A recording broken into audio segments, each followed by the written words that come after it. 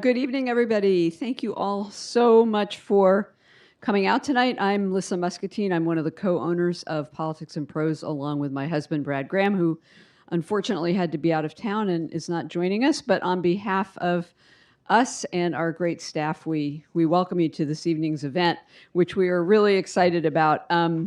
Another of our teach-ins, a series of teach-ins that we have been holding this year. And these are, if you haven't been to one yet, we modeled these on the teach-ins of the 1960s. Some of us are old enough to remember those, which really were meant to provide tools for action and education during the civil rights and women's rights and Vietnam War era. And when Trump got elected in 2016, we decided that perhaps it was time to resurrect the teach-in model. And so in early 2017, when he was inaugurated, we had a series of teach-ins that were highly attended and seemed to be very valued by our community. So moving on to 2024, we felt there was a certain urgency to continue the tradition, and that is definitely seeming to be the case. And so this is our fourth in a series. The first one we did was on the rule of law, the second on freedom of expression. The last one was on how states are dealing with the Trump era. We had Governor Wes Moore here for a really inspiring evening. And tonight should be fantastic. We're taking on, obviously, one of the most important existential crises of this moment. It doesn't get enough attention in the static and hubbub that is, if not daily, hourly at this point. So we're really, really happy to provide a forum for all of you and for people beyond here who hopefully will see this on video or live stream. So anyway, thank you all for coming, and I know our panel will also look forward to hearing from you and your questions as well. This is a little bit different format than you're probably used to if you come to PNP events. We usually have an author. We're usually talking about a book that has just been published with that author. We are not centering this around a book. I think some of our panelists may be able to suggest books if you're interested, but this is really a discussion. And it is very much in keeping, as our author events are, with the mission of the store, which is, and with most independent bookstores across the country, and that's simply to cultivate a sense of community and to strengthen the common good, to promote the common good, not just through books, but through fostering the respectful and civil exchange of ideas on topics of the day. So as I said, this one is going to be about climate change, and I don't think I have to tell you that the Trump administration has wasted no time pushing an agenda that favors fossil fuel production over environmental regulation. And all of this, of course, could exacerbate climate challenges and threaten the health of our planet, as I think we're all know too well. The Trump initiatives, some of them anyway, have included withdrawal again from the Paris Climate Agreement, a drill baby drill energy policy that calls for expanded fossil fuel extraction and reduced emphasis on clean energy alternatives, the rollback of regulations on vehicle emissions, methane leaks and other pollutants, the weakening of such agencies as FEMA and NOAA that are essential to dealing with the impacts of severe weather, and the undermining of climate science, which, how many months has it been? And that's already a really long list, I hate to say. So this is what we are all confronting, and hopefully this evening we'll all gain some ideas about how to respond, how to react, how to protect the environment, and how to keep very important work and very important institutions and people who do that work being able to do it. Our panel of experts, they're going to assess just how damaging to environmental progress these measures have been and how much faster the clock is ticking now toward further disaster. They'll also discuss, as I just said, what actions can be taken to push back through legal challenges, advocacy, state-level moves, and private sector efforts. We are so lucky that once again moderating one of our teach-in panels is Coll. She's an assistant professor of law at the City University of New York, where she teaches about constitutional separation of powers, the modern administrative state, and the federal court system. She's been a litigator in private practice and spent time on Capitol Hill as an aide in both the House and Senate. And you might say, well, why is she here moderating a panel on climate change? Why was she here? I mean, I guess the one on rule of law made sense. The reason she's really, really good at it. And we love her. And she comes from New York, all the way to New York to do this for us, and we're so grateful. And I just want to say that if Allie ever decides to depart from a career in law, watch out all those people on TV and radio and podcasts who do interviews for a living, because she could step into any of their shoes in about 2 seconds. And so we really love having her here. She's terrific. And she's going to be introducing the panel. So with that, Allie, you can take over. Thank you, Allie.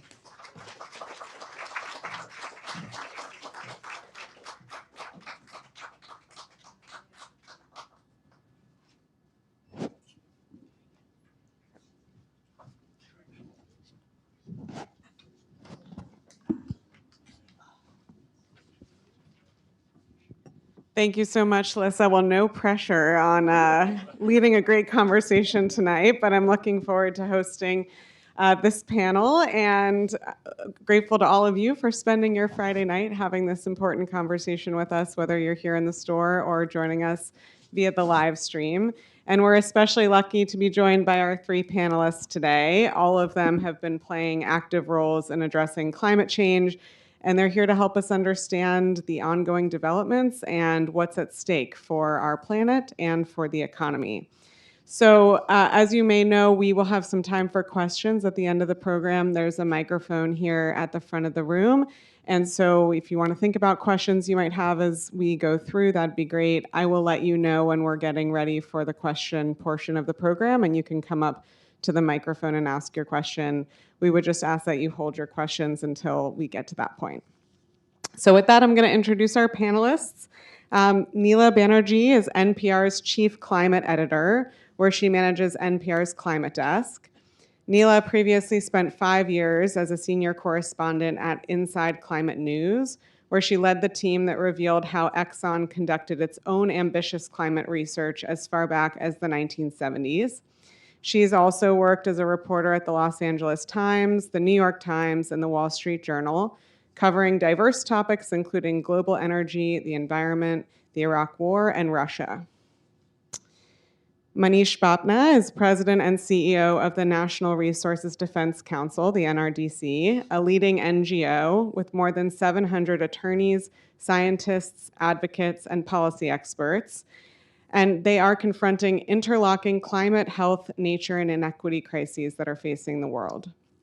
Before joining NRDC, Manish held various leadership positions focused on scaling solutions at the intersection of the environment and human development, including as a senior economist at the World Bank, as executive director of the Bank Information Center, and as executive vice president and managing director of World Resources Institute.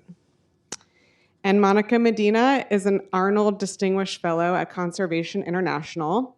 Most recently, she served as the first woman president and CEO of the Wildlife Conservation Society. And from 2021 to 2023, she was Assistant Secretary of State for Oceans and International Environmental and Scientific Affairs, and the first U.S. Special Envoy for Biodiversity and Water Resources at the U.S. State Department.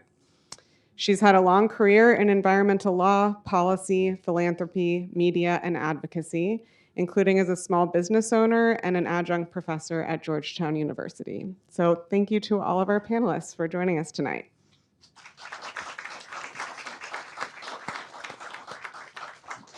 So Manish, I'm going to start with you. It's an important time for us to be reflecting on the topic of climate change for a variety of reasons, which we'll talk about this evening. One of which is that just last week, President Trump spoke at the UN General Assembly, and he called climate change, quote, the greatest con job ever perpetrated on the world. So this view has led to various challenges here in the United States, including, for example, the EPA's recent move to overturn its finding that greenhouse gases pose a threat to public health and welfare. So you're an economist by training. You also led the NRDC through the clean energy progress of the last few years. Can you walk us through what impacts this anti-science approach is having here in the United States and also more globally for our planet and the economy? Small question to start. Absolutely, and it's, I mean, quite extraordinary, right? I mean, Trump is at the UN speaking to world leaders and calling climate change the greatest con job ever perpetrated on the world. The next day, you may have also read that Energy Secretary Chris Wright said he wanted to nominate Trump to be a climate hero, right? It's quite extraordinary the times that we're living in, and it's just running out of adjectives to describe what we're all seeing and what we're all feeling. But when you look at what this administration has done in the last 9-10 months, it has been a full-on assault on climate, on the environment, and you could think about what has happened at a few different levels, right? So the first big thing that they have done is they have repealed major parts of what's called the Inflation Reduction Act, the big Biden climate law, right? That was a massive, would support a massive shift towards clean energy. So one of the big things that they did is repeal that. A second big thing that they did is, as was noted at the opening, there was a whole set of federal rules and standards to help tackle carbon pollution from power plants, from vehicles, from appliances, curb methane. They are basically trying to roll back or repeal all those federal rules and standards. And those two sets of actions were by far the most significant steps taken on climate ever in this country. And the Inflation Reduction Act was the single biggest policy to tackle climate anywhere in the world. So these were big things that they have done. But what is shocking is how much further they're going than they did during the first administration. So now they are beginning to actually try to challenge the underlying science and the legal authority that the administration has to tackle climate. There's something called the endangerment finding. Chris Wright at the Energy Department actually called 5 of his climate skeptic friends to write a report saying climate change isn't really happening, or if it is, it's really not an issue. And that report is helping to form the basis of an effort to repeal the administration's ability to regulate climate.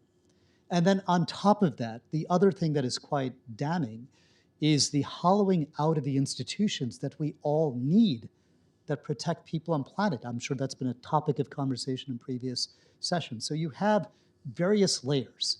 This is far from an all of the above strategy. This is very much about promoting coal, oil, and gas, and doing all that they can to stymie clean.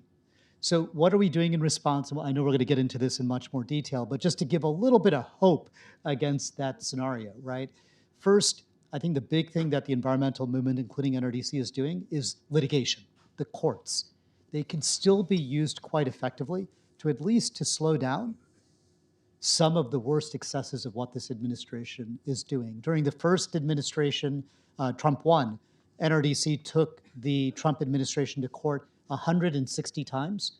We won 88% of those cases, right? So there is real opportunity to see what we can do to slow down some of the worst impulses. The second big thing that we need to do is to get Congress to develop a spine on clean energy and climate. And that means actually the midterms become hugely important. How we can get pro-climate, pro-environment champions back in Congress, critically important. And the third thing that we can do is to remember that the United States is much bigger than Washington, D.C., and the world is much bigger than the United States. And the work that's being done at the state and local level in this country is actually quite significant. It is not being talked about as much as Trump 1, but it has been a big source of actual action. And just even in this state earlier this week, Governor Moore moved forward with trying to tackle gas in heat. So there are steps being taken. Great. And Monica, I'm going to ask you about the agencies in just a minute to talk a little bit more about this dismantling of some of the most important agencies that work on these issues. But Manish, first you mentioned, one area of hope is that the United States, of course, is just one actor in a much bigger global system, as you just said. And I know you're preparing to go into the next round of climate talks in November in Brazil. So do you have thoughts on sort of how other countries are responding to this moment and what we might expect out of those talks? Yeah, Yeah, so I mean, this is 2025. It's a big year. It's kind of, everyone here has probably heard of the Paris Agreement on climate change back in 2015. It's the 10th anniversary. I actually want to do a little bit of a check with the audience on the poll. Like, how many of you think the Paris Agreement on climate change has been a success? Raise your hands. How many of you think it's been a kind of a bit of a failure? So a little bit. So I actually think, I mean, it's quite interesting to see how people feel about it. I think Paris has been a significant success. When you think about where the world was back in 2015, the world was on a trajectory of warming of about 4 to 5 degrees centigrade, actually in about 2010, right? Over that time, we have had countries who would never speak about climate change start not only talking about climate change, but making major commitments about how they were actually going to tackle carbon, tackle greenhouse gas emissions, and make those commitments internationally. And now, look, now if you add up what all the countries are doing, it gets you to about 2.5 to 3 degrees centigrade. That is far from where we need to be, but it is still much further along than we were 10, 15 years ago. And we should not lose track of that. The United States is only, the United States company in terms of retreating from the Paris Agreement is North Korea, Yemen, and perhaps, those are the only two. Iraq is in. So that's the company that the United States keeps, but the rest of the world is actually signing up for more ambitious targets. And I think what you will see this year is actually many countries, including China, do more than what they commit to. Whereas in the United States, you make a big promise, but you're not sure if you're going to make it. Other countries are making more modest promises, but over-delivering. And I think that gives me a little bit more hope that the rest of the world continues to act. And the reason they continue to act is because the economic case for taking action on climate is undeniable. Over those past 10 years, when you think about the cost of clean energy with storage, when you think about jobs, when you think about investments, it is a profoundly different conversation today than it was 10 years ago. So this is as much in their economic self-interest as it is about protecting the planet. Fortunately, the two go hand in hand. Yeah, well, that is a hopeful note, and hopefully can help balance out some of what's happening in the United States, which I'm now going to return to for better or worse. Monica, another reason that I think we've spoken about that this conversation is timely is that we're in the middle of hurricane season right now, and we just commemorated the 20th anniversary of Hurricane Katrina this August. And yet, even though we're in a time where extreme weather events are getting worse, the administration has been dismantling, as Manish referenced, agency infrastructures, including NOAA and FEMA, and has been eliminating personnel and cutting funding for systems and technologies that are designed to mitigate these impacts of climate change. So you've been in the administration, working at different agencies. Can you walk us through what you're seeing and what impacts you think it'll have? Sure. I just want to start by saying what an honor it is to be here, and thank you all for coming out. One of the things I got out of Climate Week in New York last week, where I got to spend some time with Manish, was we have to talk to each other. We have to feel a part of a community, and we have to know that there are others who are thinking and feeling the same thing. So thank you, Lissa. Thank you, Politics and Prose, and thank you to everybody who's here and everybody who's watching. What you didn't mention when you introduced me, because my bio is kind of long, been doing this for a little while, was that one of my other agency gigs was at NOAA, the National Oceanic and Atmospheric Administration. I was the Principal Deputy Undersecretary during the Obama administration. And so I'm looking at both the State Department, the bureau that I used to work in that supported all the climate negotiations and every other environmental negotiation, whether it was plastic or ocean or fisheries or anything environmental. That whole agency is furloughed. That whole part of the State Department is furloughed. No one's there. And they have already eliminated the part of that department that did all the climate work. Gone. Eliminated. No act of Congress, nothing. Just took them out. Said, sorry, you're all laid off. At NOAA, they've been hollowing out, following the 2025, Project 2025, Russ Vought playbook. They've been hollowing out NOAA systematically since the beginning of the administration. And the cuts are deep. They are really hurting our ability to make weather forecasts. And they're reckless because it's not as if they don't understand what they're doing. This is premeditated. They plan to do this, and they understand exactly what it's doing to our weather forecasting capabilities as they watch them erode and degrade. All our forecasts, and AI was the first place where we used weather forecasts, and all of them are based on data. And what we're doing now is eliminating the ability of the National Weather Forecasting enterprise all over the country to take in data, and we're eliminating people who can anticipate, understand, and then put out the right forecasts. So here we are in hurricane season. There are 2 storms brewing off the coast as we speak. Fire season in the West is bad. We know how dangerous these storms are, and they have systematically cut hundreds of people from the Weather Service, whether it's the youngest forecasters who were in that wave of people who were cut because they were still, in their probationary period of 2 years, or whether they were very senior forecasters who took buyouts or who were pushed out for one reason or another. And now, as they have tried to backpedal a little bit and rehire people into the Weather Service, they're even putting a political screen on the people they're hiring into those jobs. In a place like California, they're asking the new weather forecasters they're trying to hire into the old jobs whether they'll follow the president's executive orders. So you have to worry about whether the forecasts will actually be the ones that are right as opposed to the ones that are politically in line with the president and this administration. So that's what really worries me when I look out there and see what's happening at NOAA, the hundreds of people who are gone, the elimination of programs that allowed us to collect key data, vital data, and then the decimation of the civil servants that are left, the stretching beyond kind of the real capacity of the service to actually do the job.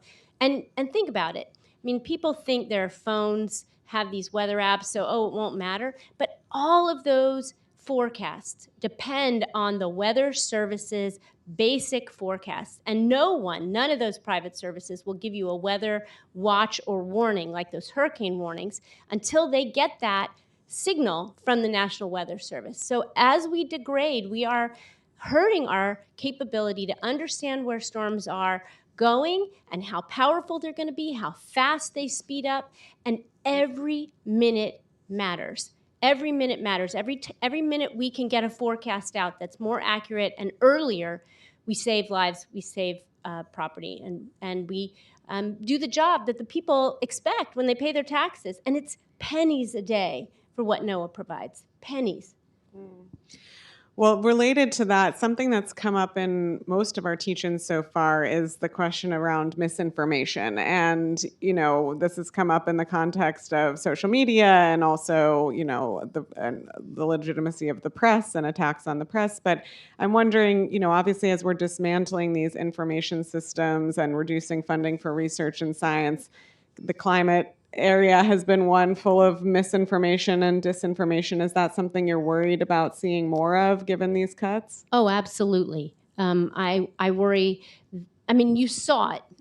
The first Trump administration, one of his most infamous moments, the president's, was when he took out the Sharpie and he changed the weather forecast. And I have to tell you, I'm not great at social media. I try, like a lot of people my age. But I was sitting at home and I saw him, I saw the news reports of this and I tweeted about it at the time. That was okay. And it went viral. And it was shocking. I mean, no political person, no one in my job, much less the President of the United States, would ever have touched the forecast. And the poor forecaster who actually corrected the president, didn't even really, I think, appreciate that it was the president who made that Sharpie change and sent the public into a tizzy over where the storm was going. He had retaliation against him inside the agency. And the person who who was in charge of the agency at the time, is the very person who is nominated to run NOAA today and whose confirmation is pending. And we know where his loyalties lie. So I worry very much about the accuracy, not just because people will politicize the forecasts, but because of the disinformation, things like Congresswoman Marjorie Taylor Greene saying that we're going to weaponize the weather, that the government is actually sending weather to certain parts of the, I mean, it's preposterous. It is laughable, but people believe it. So it's not just the sort of lack of good data that causes our storm forecasts to be degraded, our everyday forecasts to be degraded. It's also the huge disinformation machine that's out there trying to take advantage of this stuff. Yeah. Well, thank you for highlighting those issues. And Neela, that brings me to you, because in light of all of this, it is more important than ever that people have access to objective, reliable sources of information. And of course, that's what you are trying to do every day at NPR at the Climate Desk. You're working on making complex science issues also accessible to people, which they are not always the most accessible topics. So given how many things are going on, it's only been a little less than 30 minutes and we've heard about so many different aspects to this issue. How do you focus on what you're going to cover? How do you pick your stories? And then how do you make those stories relatable and accessible to people so that they understand what's happening? So I think initially, I'm thinking back to like March or thereabouts. I think that's February, March, like when Doge came on and all of these cuts started to sweep through. You know, it was very much an issue of putting out wildfires, right? This is happening at this agency. This is happening at that agency. And what does it mean? But now I think what's happening is that what we've seen both from our work and the work of our colleagues who cover issues like, say, healthcare or housing or, you know, national security is that our audiences want to know what this means for them, right? So our accountability stories look at, say, you know, decommissioning NASA satellites that cost pennies per day to operate, but, you know, for some reason the Trump administration wants to let them burn up in the atmosphere. What does that mean for people's lives? And we find that those stories resonate. So now I think we have a clearer path. I think one of the things that's taken everybody by surprise, including friends of mine who like covered the Trump campaign, is how quickly they've moved on multiple fronts. So I think that's the challenge for media, is that there's so many pots boiling, and, you know, and what is it that you like point your spotlight to? So you know, we have 7 reporters on our desk, and they do have different beats, and they're looking to answer those questions that they know audiences have of like, what is happening behind the scenes that you might not know of, right? Like it's not as big as the shutdown. And what does that mean for your community and for you? So that kind of, I would say those are the criteria that help us move forward. And one of the things that I know you've been covering and that Lissa mentioned in the introduction is, you know, all this language around drill, baby, drill. The president made that phrase a hallmark of his campaign, and the administration has been quashing investments in renewable energy projects. So from your perspective covering these issues, to what extent have we already seen a shift in our energy sources take place, and what do you think we can expect moving forward? I think it's still early days to say what kind of shift we've seen occur. So let's just back up a little bit about all of this drill, baby, drill stuff, right? I mean, politicians can say what they want, but corporations make their decisions not just based on policies that and rules that governments adopt, but on also what makes sense for their bottom line, right? And one of the things that happened under the Biden administration is that the United States was producing more oil than any country in the world, right? Which even like saying it feels weird, right? So whatever drill, baby, drill was going on, it was happening under the Biden administration. But also, you know, he opened the gates to a lot of build out of utility scale solar and wind. Now, what's happening is that the Trump administration, we thought what they would do was like, you know, pull back rules or something, but now they're actually just like killing projects on federal land. So that, especially like on wind and also offshore.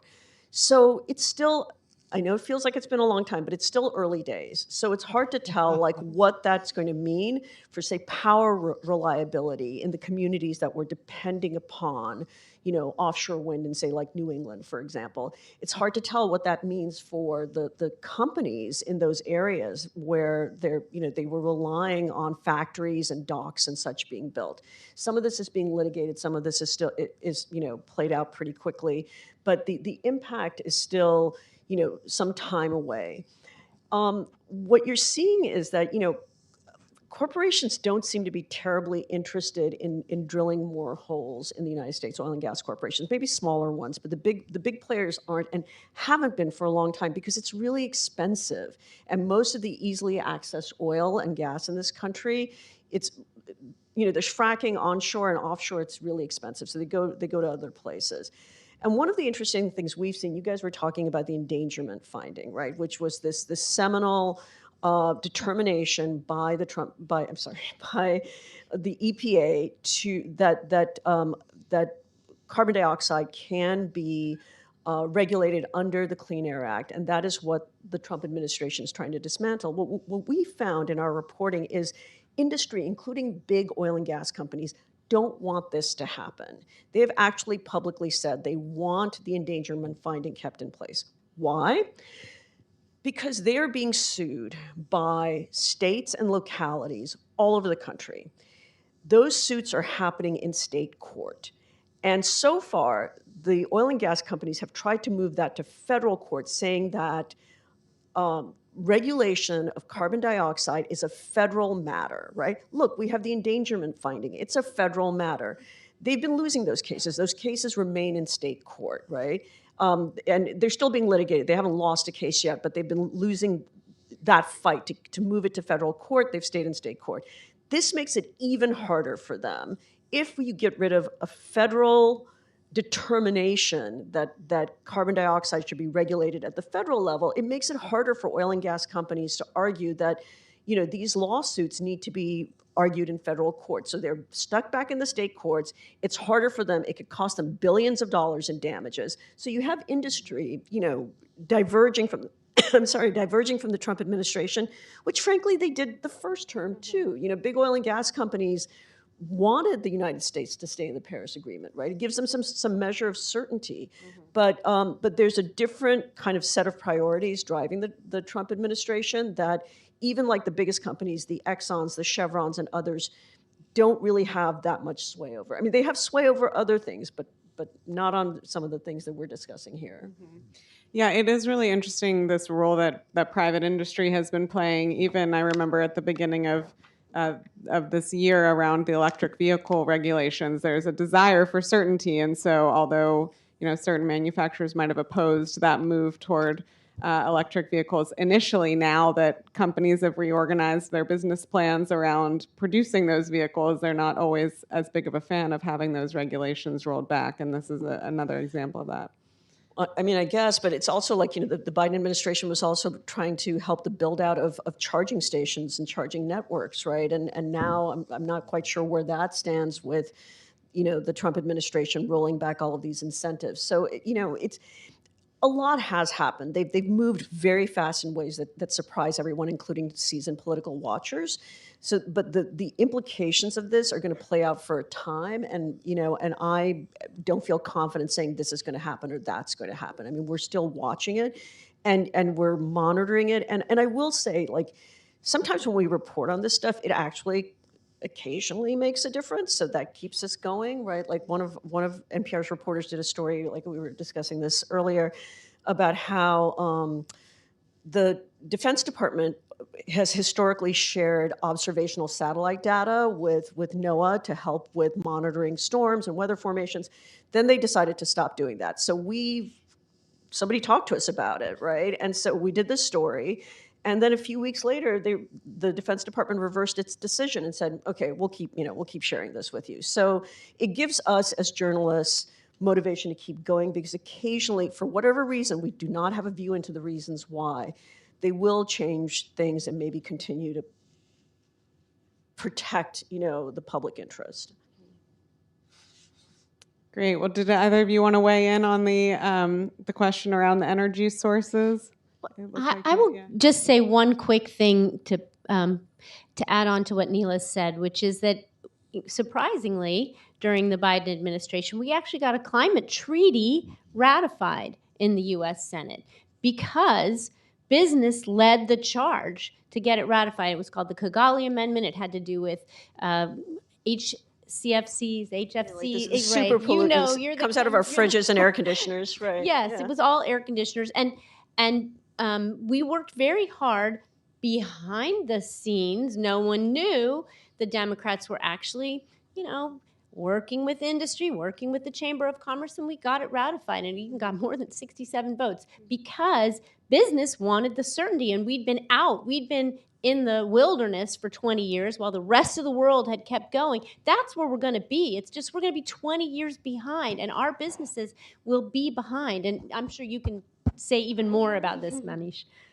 I mean, I think this point about so I'm a little very disappointed with how industry is speaking out at this point in time. I not speaking out. I mean, I think they are so scared about existential business risk that the things that are even in their own commercial self-interest, like the endangerment finding, they are not speaking out in the way that they should be. And I think they're kind of, to me, there's several different parts of industry that one can think about that should be speaking out that aren't.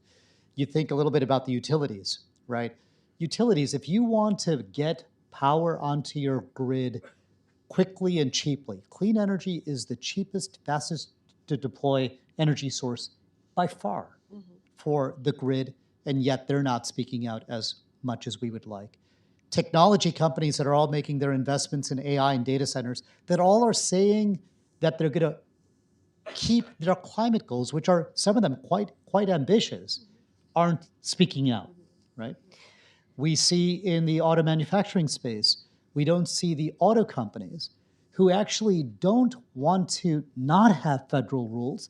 They just want the rules to be more modest. Right. But if you don't have the rules, you have the risk of state patchwork.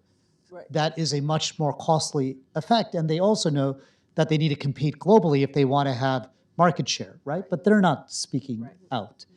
And so there is something here about what we need to do in the coming year or two is how to actually shine a light a bit more on these companies, because we need them to speak out, because they do have, in my mind, still a channel into this administration that can help this administration start to make some better decisions. So why do you think, why do you think they're not speaking out? And we've spoken. What is it right. that they're scared of? They are. This administration, I think it is as basic as the vindictive nature of this administration.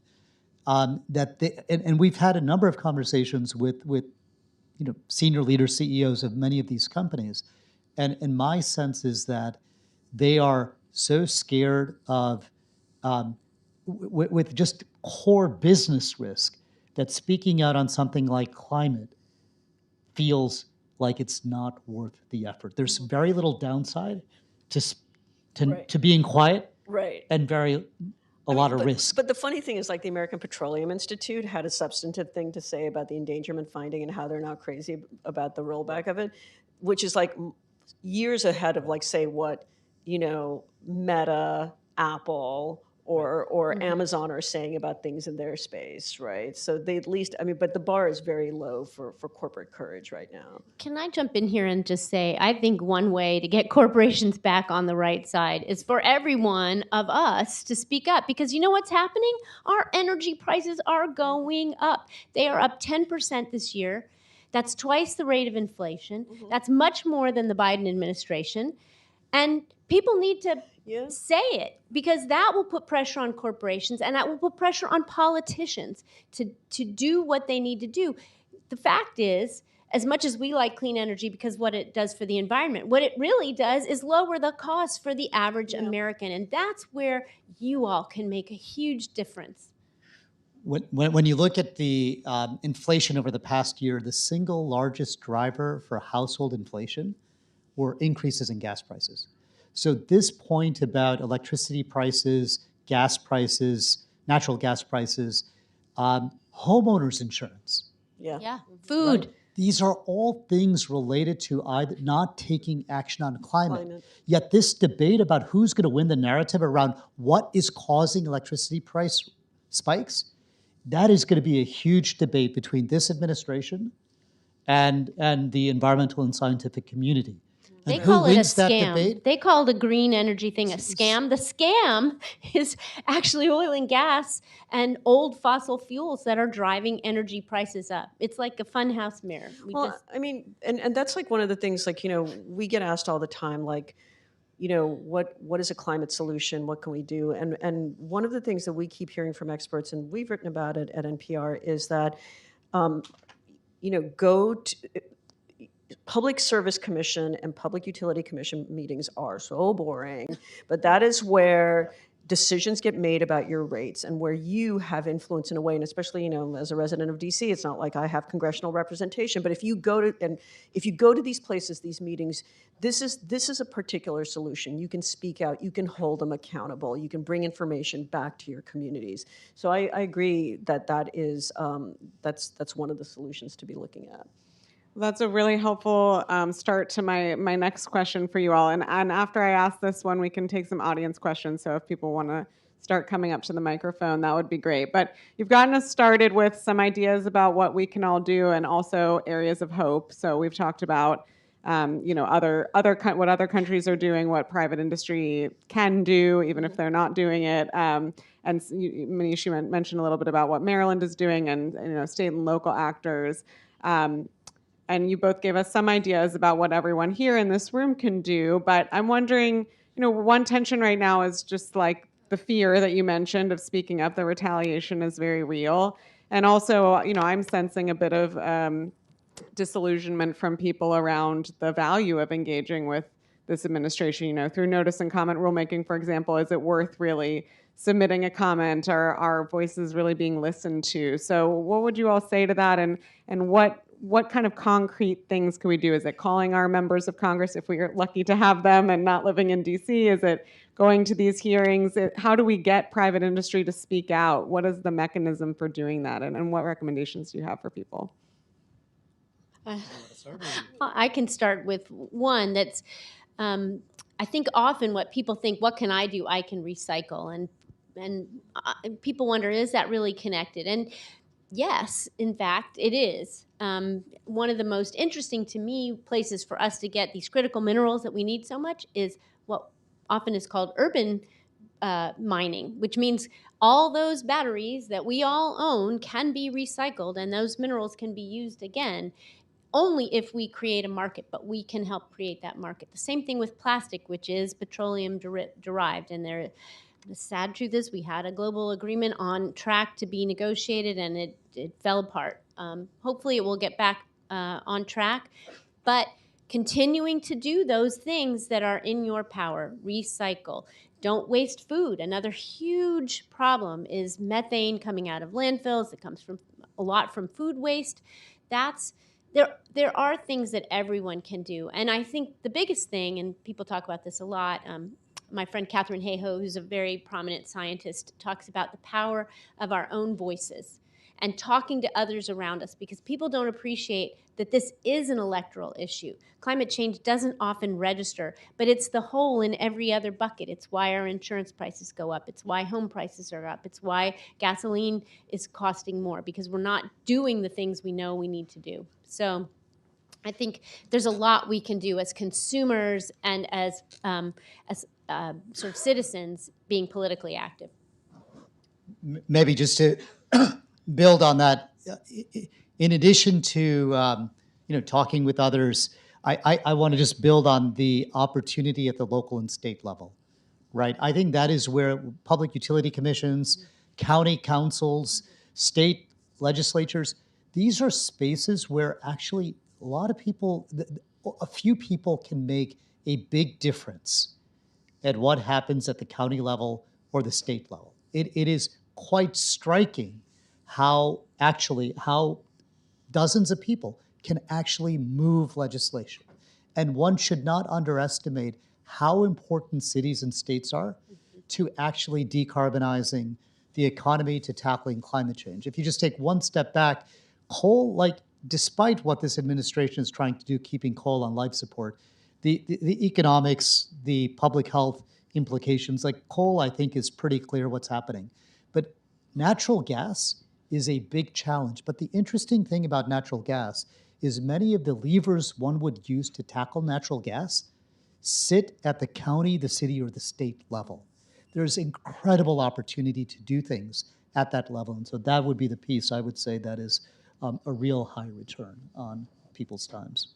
I mean, I don't really have that much to add, but like one of the things that we always, when we did this primer about 2 years ago with our solutions reporter, we were like, well, let's define for people what's a climate solution. And so she went through some of these things, and this was in early 23, I guess, and so it was before the election, and we said, well, and what we keep hearing from climate experts is your vote is a solution. Aside from whatever you think is happening in the United States, like the clearest example was Brazil, right?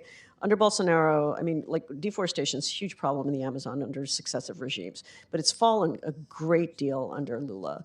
And so, so that like it matters, and it matters not just at that federal level, but at your like as we're saying at the local and state level too. And so there's, people do have options, and you do see people acting on them in, in various at various levels of community and government. Thank you so much for those thoughts, and we're ready to take some questions. So I see we have a good lineup here. Yeah, I'll be quick. I was one of the people who raised my hand who thought the Paris Accord was not successful. The reason was that I had been hearing, I think I might have made this up, but I think I'm not, that if we get to a certain point, maybe 4 or 5, I don't know what it is, and I don't even know what 4 or 5 is, but we can't get there, because then the catastrophe is there's too much damage, and then we're dealing with that. I also thought that I had read that we've reached it. And because Paris was, oh yeah, we'll do that in the next century or the next 2 decades, it was too late. So where exactly are we? Aren't we in the place where it's too late for a lot of stuff? This is a really Great question. No, you start. It's a really great question, because I think to some extent the misinformation, disinformation we see in this country is what is clouding a little bit more of a clear explanation of this. So the Paris Agreement tried to say is that we need to keep global temperatures below 2 degrees centigrade and make best efforts to keep it to 1.5 degrees centigrade. And the reason for that is because as you get to 2 or 2.5, you start approaching some really, really scary tipping points, right? You think of the permafrost in the Arctic. If that melts, first you have methane that leaks, that warms the planet further, or sea ice melts, and so the albedo of, instead of getting light reflected from ice, it gets absorbed by the dark ocean. You can begin to see you get into these very vicious cycles that you don't know what will happen. So these tipping points are quite scary, and they start getting quite real at 2, 2.5, 3 degrees centigrade. Today, we're depending on, between 1.3 and 1.4, 1.5, depending on the time frame. So we're close to that limit. But I want to make a couple of things quite clear. Every 1/10 of a degree matters massively for people and planet. These are all risk probabilities. Every 1/10 of a degree matters. And the second thing is, we can come back. We can suck carbon out of the atmosphere and bring the temperature back. So we are starting to do, there are certain technologies out there, even trees, planting more trees. Yeah, the biggest thing is restoring, nature, because that's the best absorbent for this stuff. I mean, if you think giving up is an option, that's your choice, We just don't know if we acknowledge really where we are in some places. We do all the time. all the No, time. we do all the time, like local media does, national media does, we do it, the Post does it, the Times does it, the Wall Street Journal, everybody does it. But we also look at the solutions, you know, in the media, we report on the solutions, how communities are adapting, how communities are trying to reduce their own greenhouse gas emissions. And every scientist says what Manish says. Every tenth of a degree counts. Every single little bit counts, you know? It's sort of like if you have a fever and you're at like 103, you or your child, better yet, you're thinking about your child, right? For those of you who have kids, like your kid has like 102 fever, that's scary, but you're fighting, you're not giving up. You're like, I don't want it to go to 102.1 or 2, like anything to pull your child back from that, you know, because it increases the chance of safety, and it buys you that breathing room to deploy technologies, to deploy policies so that, you know, you can rewild spaces and so on. So we have heard a lot of despair. As journalists, we hear a lot of despair from scientists and activists, but we don't hear people, like we hear like people like crying over coral reefs, right? People who've devoted their lives to, but they do not give up. They're looking for options, and they're looking for ways out of this, because I think the people who are really on the front lines, right, they just, like, giving up is not an option. You know, it really isn't. And they're looking for solutions, and they want the rest of us to participate in that too. Given what you've had to say about industry, could you give us an update on where you see the financial and political support for the climate deniers coming from today? Gosh, has anyone watched PragerU's videos? There's a ton of disinformation out there in the new blogosphere, the podcast world, and there are some of us who are trying hard to counter that. I don't know that much of it is specific. I've actually done a little bit of research, and the big anti-climate websites are really actually the big, really conservative websites, and they just spend some of their time on this issue. And we don't have anything on our side that even comes close to that. I myself have a little podcast, which I'll promote here. It's called Scientista, but there are efforts to get this kind of media support from foundations and wealthy individuals, and to try to create real businesses out of it, like the people on the right have. Prager University isn't a university, and it's a 501c3, but it brings in a lot of money, advertising money and such, in order to be able to continue to make these videos. And it also gets support from some people who just don't seem to have their pocket is very deep, and we don't have it on our side, and we need it desperately. Just to build on what Monica said, I think one cannot overstate how fossil fuel money, particularly oil and gas money, has corrupted politics in this country. You just cannot overstate how that has played out. And what is interesting, a couple of things that are interesting about that is, right, in the last 10, 15 years, what you have is the companies themselves perhaps doing less of it directly, but doing it through their trade associations, right? So holding the trade associations like API, the American Petroleum Institute, accountable for what they're doing is hugely, hugely important. What was quite interesting in the past year, however, is that the reason we've seen a much, much greater vengeance on clean energy, we've spoken with a number of leadership kind of in Congress, it has been a lot of not the oil and gas majors, but it's actually the wildcatters, the shale gas plays that realized that they became this is kind of Chris Wright, that entire ecosystem of shale gas plays in the United States, they're the ones that are on the knife's edge of either keeping their billions coming or going out of business because they're too expensive compared to clean. They put in a huge amount of money. You may remember the $1 billion promise in Mar-a-Lago to Trump. Give me $1 billion, I'll make your lives easier. The person who said that was a shale gas player, right? That money and that coming into Washington in the last 9 months is what has created this much, much more visceral, brutal attack on clean, which we had not seen from Republicans in the past. Yeah, and my friend Jigger Shaw, who is another podcaster, if you follow this world, you know his podcast. He says we're outspent like 10-1, even though the clean energy industry could actually rival the fossil fuel industry in terms of its spending on promoting itself. We just haven't developed that instinct or that tendency, and they have worked hard to make sure their investments don't run dry. Thank you. Yes.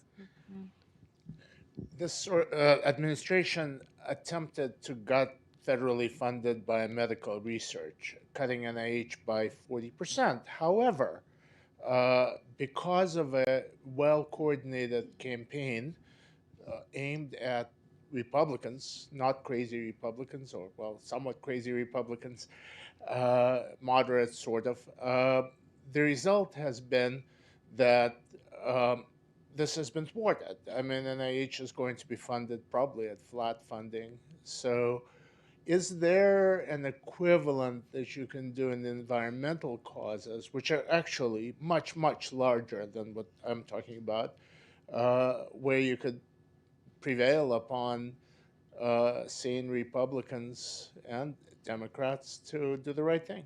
I mean, you would think that it's in their political interest when their districts are underwater, literally, or their farmers aren't getting the weather information they need to know which seeds to plant or when to harvest, which I've heard from, anecdotally again, from a lot of farmers and friends of farmers who say, they're being hurt by these policies. And you would think that it would start to have an impact. Reality bites, right?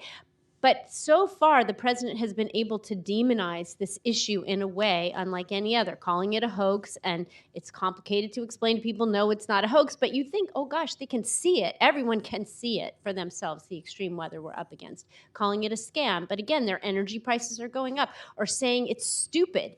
The science is stupid, when we know that it's the science that made us great. It's our investment in science, in medical research, in space, all the things that we have invested in, all the scientific research got us chips and everything that put us at an economic advantage. You would think, and yet the president demonizes it in a way, and the whole administration demonizes it. Just this week, I was sort of shocked. One of the other places I worked was the Defense Department, and I was the Secretary of Defense's advisor on climate change. And, we had the military really understanding that their mission was being detrimentally impacted by the fact that they had to haul so much fuel. The Defense Department is the single largest buyer of fossil fuels in the world, and so dependent on the price.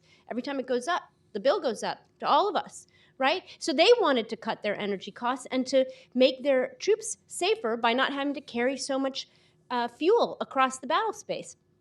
That made great sense. And yet, Secretary of Defense this week gave a amazing speech, quote, about the climate religion, no more climate religion. Well, how many people whose kids were killed in battle because they were hauling fuel? A lot. Let me just say, and the security of climate overall in the world. I mean, Manish can talk about this too, but in my job in the State Department, we saw this all the time. How droughts, fire, famine, all lack of water, wars over water. We are seeing a world where water is now becoming a contested natural resource and could cause conflicts. You would think that it would be hard for the president to continue to run from this issue and not take it on, and yet they do. Can I just fine-tune my question? I was really asking mostly about a focused campaign, whether there is one or not, and there was one with NIH. Right, I'm going to sit down now. So you're asking whether there are pressure points to bear on climate and regulation. I mean, you would have some. The short answer is, at this point, I'm not seeing it, and I think I'm going to just keep it real. But part of the reason I think that is because with NIH and other funding, it becomes very human very fast, right? Like you're looking at a device that can, prevent heart attack. I mean, I don't know what they're doing at NIH right now. They're doing so much, but like, the thing that everybody keeps talking about is like cutting funding for childhood cancer research, right? And so people, people feel that viscerally. They look at their own children. They think of children they've known in their lives who've had cancer, and all of a sudden there's a human face on it. There are situations that people recognize, and I think that makes pushing on the NIH and as an issue, finding common ground among members of Congress easier. I think with climate, it's more difficult because there's not like that kind of human story behind it. Or even when extreme weather disasters occur in a lot of communities, people are like, well, we always flood. It happens because Yeah, people call it a natural disaster, right, as if because it was. that climate denial is baked into a lot of people's view of things. So I think that's the difficulty. I'm not saying it can't happen, but I'd be interested to hear what you say. I mean, I think moderate Republicans are a bit of an endangered species in Washington these days.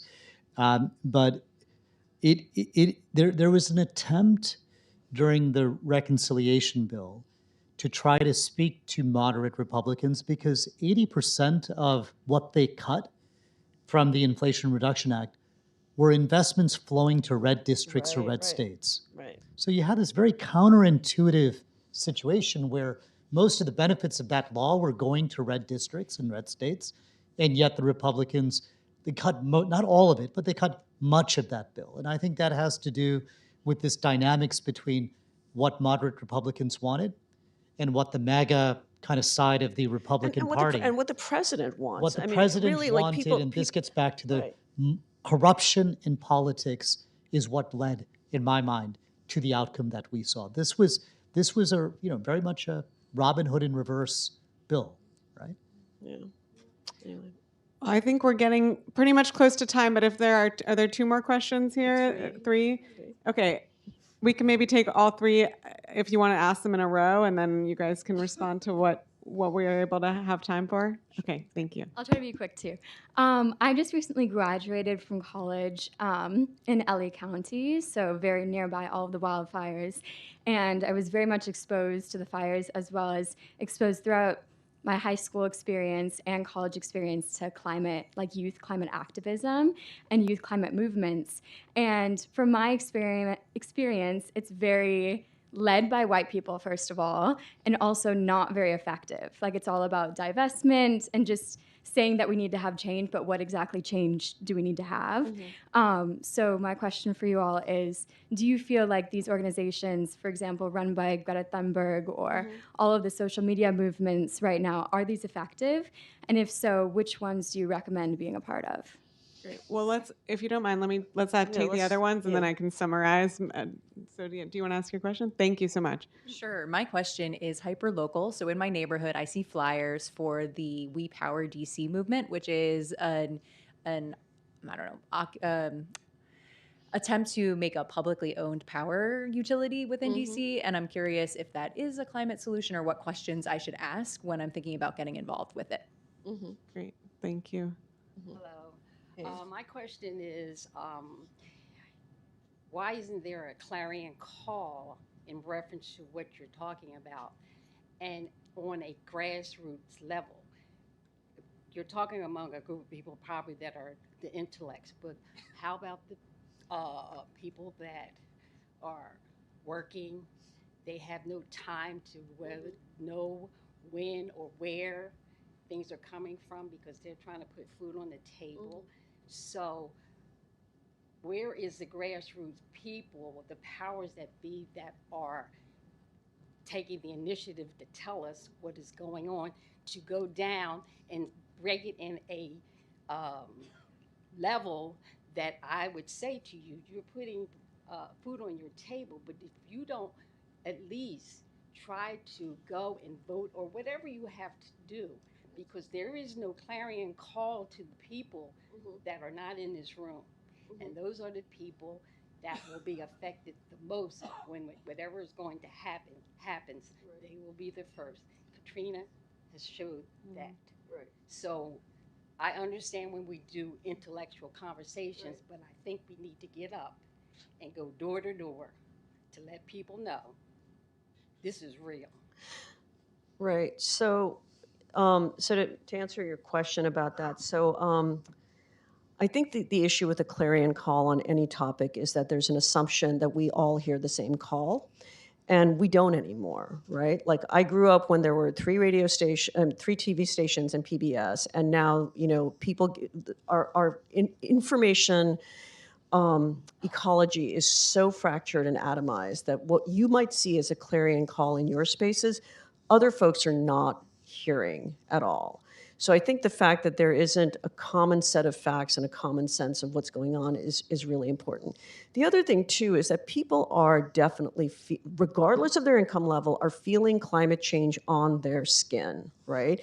And polling has shown from reliable sources that there is greater acceptance across the board about human-driven climate change than there has been in a really long time, including among Republicans, though it's kind of fractured by age among Republicans. Younger Republicans tend to see it as more of a reality. People might differ on solutions, but at least you see it as a possibility. But as you see with other things in this country, there are a couple of other things that are happening, right? One is that that people agree a lot on other hot button issues too, like gun rights or reproductive rights. But there's a difference between what people want and say in polling and what their elected officials do. And how you bridge that gap with campaign finance and all, that's a whole other set of questions. But I think one of the things we're seeing is that people feel like they're very cynical about national politics, so they try to do stuff on the local level. So, and the greatest thing I've seen is I grew up in Southeast Louisiana in Cancer Alley, and I never thought that communities that are predominantly African American, working class, could stop factories from being built there, right? Like we took it as a given. Your daddy works there. Oh, there's an explosion. I hope he's okay. I mean, this is like the kind of reality we lived in. And now, there are movements in Cancer Alley led by the residents that have stopped these plants from getting built, right? So it may not be the national clarion call because of the reasons I stated, but there are people who are acting across ages, across races. There are people who are covering it. I see a whole young generation of journalists coming up who are much more diverse than my generation, who are covering these issues from the point of view of these communities. And so, there's definitely a gap between what people are feeling and want to act on the local level and what they think is possible on the national level, especially with the whiplash that we've seen recently. Just to build, on this really kind of important point about where's the organizing and how are we actually kind of meeting people where they are. I think for too long, I think the environmental movement has spoken about climate in the context of kind of planet. And I think that's incredibly important. But I think we have taken a while to understand climate is really about people. It is whether it's the extreme weather events that we're talking about and how that affects people, or it is about your electricity bills or your homeowner's insurance. There is so many different ways that taking action on climate or not taking action on climate will have very direct implications of meeting people where they are. But we have not connected the dots nearly as well as we should or told the stories that explain that. I also think that we are to some extent, you remember the first Earth Day in 1970? Does anyone know how many people were out on Earth Day in 1970? 20 million people. 10% of the US population.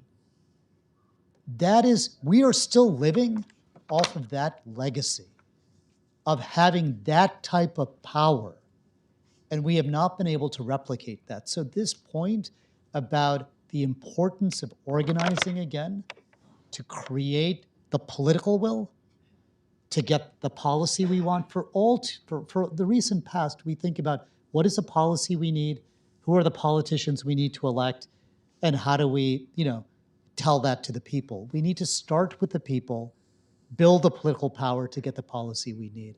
So I think to some extent, my hope is that there is, even though the information system is more fragmented today, to Neela's point, we need to find a way to regenerate and reinvigorate that base that advocates for this, and I think there's an opportunity. And there to are do so. organizations out there, and they're doing a lot. And to your question, about youth movements, I mean, I can't really judge, but I will say that part of the reason that President Biden, came up with such and the Democrats came up with such ambitious climate action is largely because of what they were seeing with younger people and with communities that cared about climate change. So, it really does matter. Now, which ones are better, which ones are worse? I mean, that's kind of hard to tell, and like that's like not really what we do at NPR. But I also know, as you do, that organizations, their might and their efficacy ebbs and flows, right? So you have to kind of figure that out. But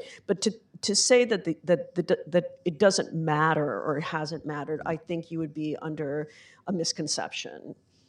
The only thing I'll add, and those are two really wonderful answers, and I take the points, all of them, about the need to be, for the environmental movement to look like the people it represents. It's definitely a challenge, and we see it at every level.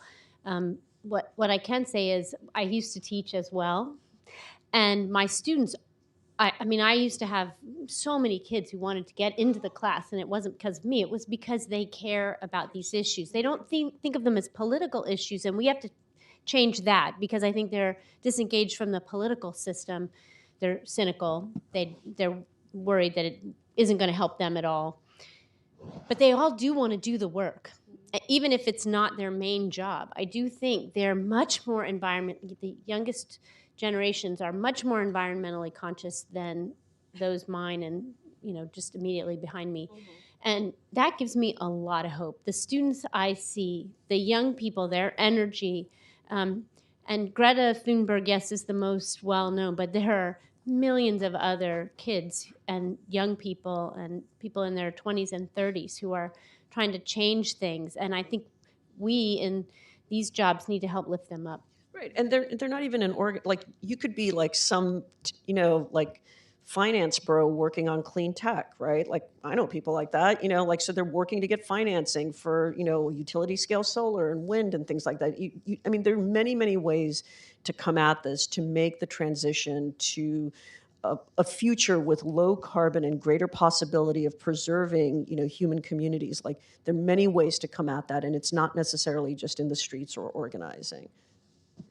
Well, I agree 100% about the hope coming from my current students and from the young people who are here and who are watching on the live stream. And I think, as we move forward, we're going to really rely on them to solve a lot of these problems as well. So with that, I hope you all join me in thanking our panelists for what was a really enlightening discussion. And thank you so much.